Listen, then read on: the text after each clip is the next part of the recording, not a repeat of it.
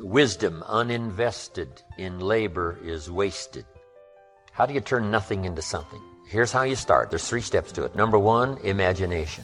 So imagination starts to change everything. Now, imagination is not tangible, but it is almost real. It's not real, but it's almost real. But it's hard to say that imagination is nothing. But it's nothing in terms of tangible. It's not tangible yet. And you always have to say yet. Imagination is not tangible yet, but it is the beginning of turning nothing into something. It's the beginning of turning nothing into reality, imagination. So the hotel I'm staying in next door was once in someone's imagination. Imagination is the ability to see things that don't yet exist, the ability to see what does not yet exist.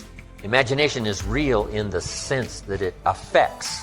It'll affect your behavior, it'll affect your enthusiasm, it'll affect your emotions. It's real in that sense, but it's not real in the tangible sense. But to turn nothing into something, you start with imagination.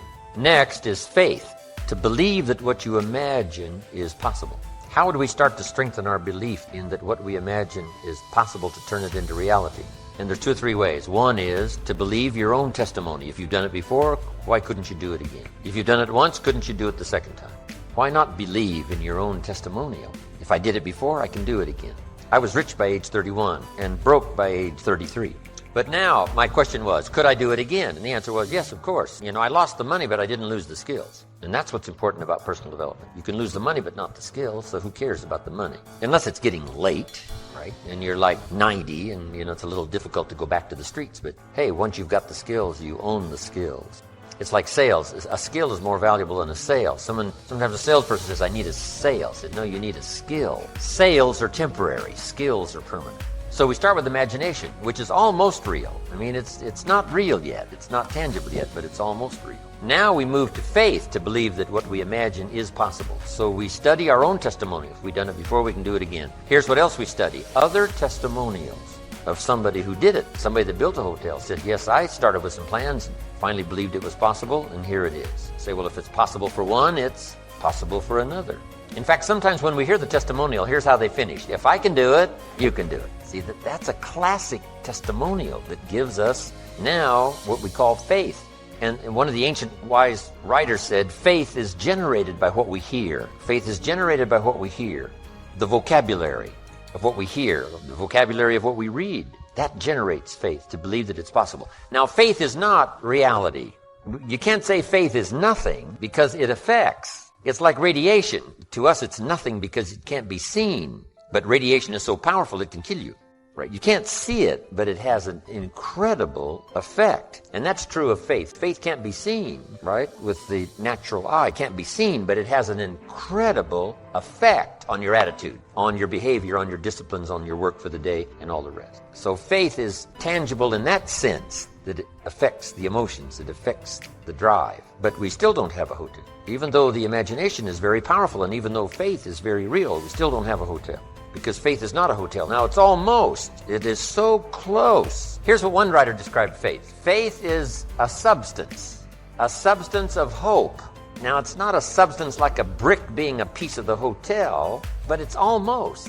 It's so close, it's substance. And the writer also said it's so close, it's evidence. Now, not evidence you can see, but tangible evidence that's just as real as all of our human experiences that can't be touched, can't be seen. It's called the unseen magic.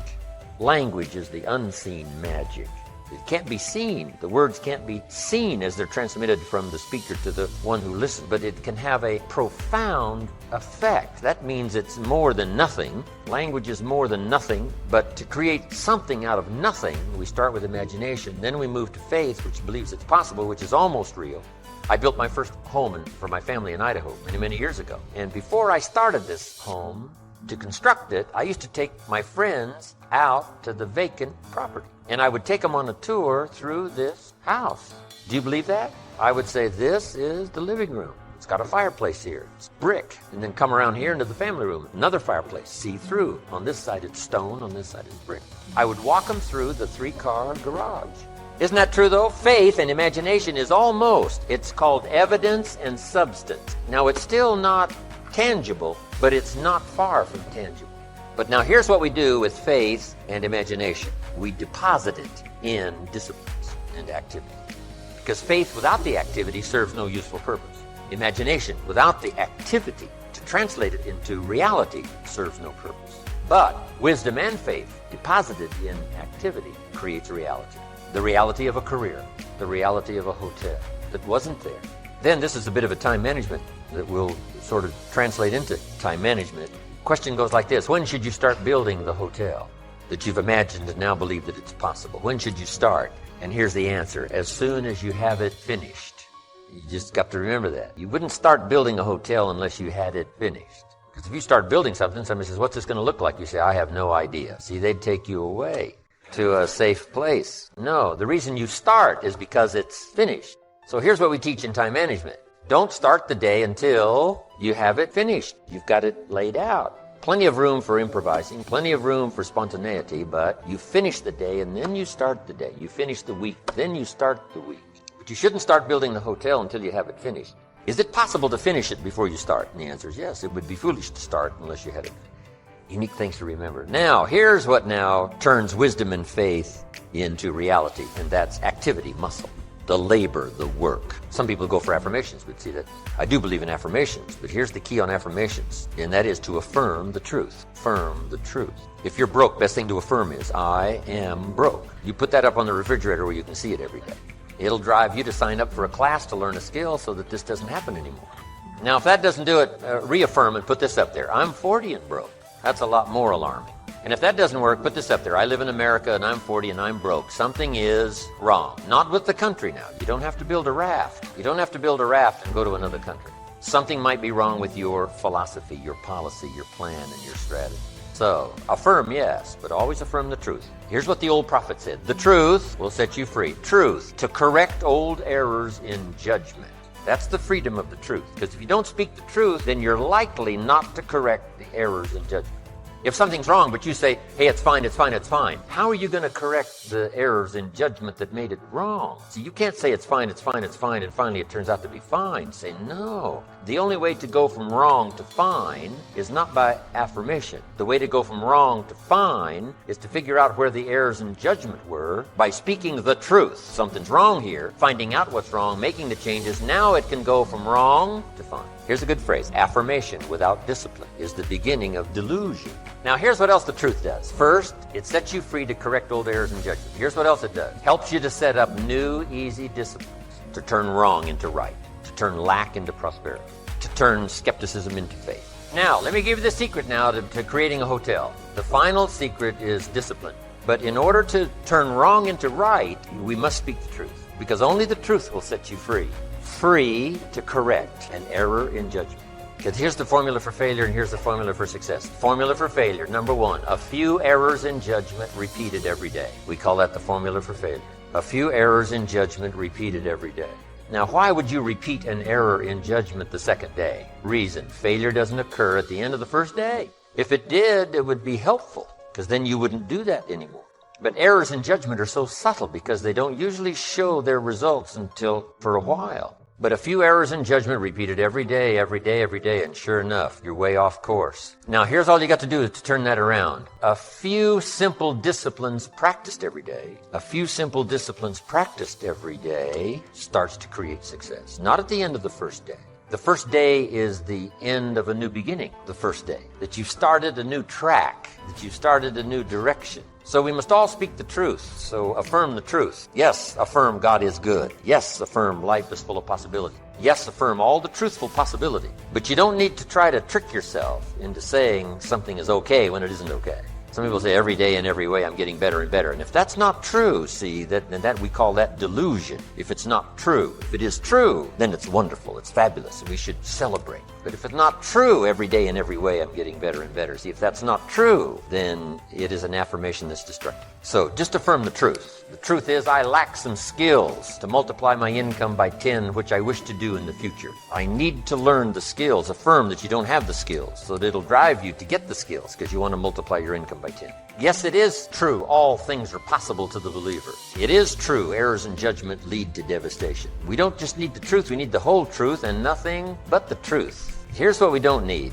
Delusion. You don't need delusion in order to try to make something out of nothing. All you need is this simple little formula to imagine, because imagination is so powerful. It's the beginning of creating all things that we see. then faith to... Jim Rohn believed that it is crucial to take control of your life and create a clear plan for success. Here are the steps he outlined to help you turn your dreams into reality. Define your dream. Jim Rohn emphasized the importance of knowing what you truly desire. Take the time to reflect and define your dream with clarity. What is it that you want to achieve? What is your ultimate goal? Set clear goals. Once you have defined your dream, break it down into specific, measurable goals. Create a roadmap that will guide you towards your dream step by step. Remember, a goal without a plan is merely a wish. Develop a burning desire. Jim Rohn believed that a burning desire is the fuel that propels you forward, even in challenging times. Cultivate an intense passion for your dream and let it drive your actions and decisions. Acquire knowledge. To turn your dream into reality, you need to become a continuous learner. Invest in your personal and professional development. Read books, attend seminars, and seek guidance from mentors who have achieved what you aspire to accomplish. Take massive action. Dreams don't become reality by simply wishing for them. You must take consistent, focused action towards your goals. Break down your plan into actionable steps and commit to taking massive action each day. Embrace failure as feedback. Jim Rohn understood that failure is an essential part of the journey to success. Instead of being discouraged by setbacks, view them as valuable lessons and opportunities for growth. Learn from your mistakes, make adjustments, and keep moving forward. Surround yourself with positive influences. The company you keep plays a significant role in your success. Surround yourself with people who uplift and inspire you. Seek out mentors, join supportive communities, and build a network of like-minded individuals who share your vision. Stay persistent. Turning your dream into reality requires persistence. Don't let temporary obstacles or setbacks derail you from your path. Stay committed to your vision, adjust your strategies if necessary, and keep pushing forward with unwavering determination. Remember, turning your dream into reality is not an overnight process. It requires consistent effort, a strong belief in yourself, and an unwavering commitment to personal growth. Apply the timeless wisdom of Jim Rohn and start taking steps towards your dream today. Here are two famous quotes from Jim Rohn. If you don't design your own life plan, chances are you'll fall into someone else's plan. And guess what they have planned for you? Not much. Success is not to be pursued. It is to be attracted by the person you become. Please like, comment, and share. Thank you for watching.